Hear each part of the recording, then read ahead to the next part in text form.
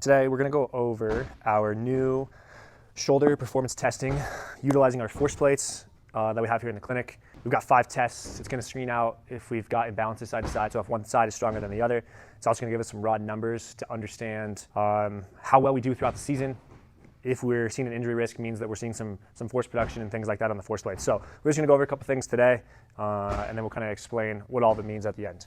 So first test, we're looking at how strong we are in an overhead position. So we set up into what we call an I pattern. And I'm just going to push as hard as I can into the force plates. It's going to read me some information here. So perfect. So what we're looking at, we've got some data on how much force I was able to create, how long it took me to get there, and some different numbers that we can go over towards the end. We're going to go over our T pattern, which is going to look at more mid-back and shoulder strength at the same time. So again, I'm just going to create as much force as I can into this force plate. Finish with our final 2 tests using our handheld dynamometer. We're going to look at some internal and external rotation strength, which is what's truly correlated to some throwing.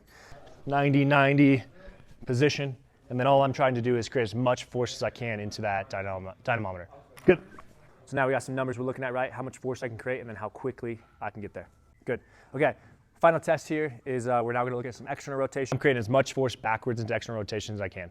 And what this now does is it gives us some numbers on how much force right versus left I can do into internal and external rotation, things we can track.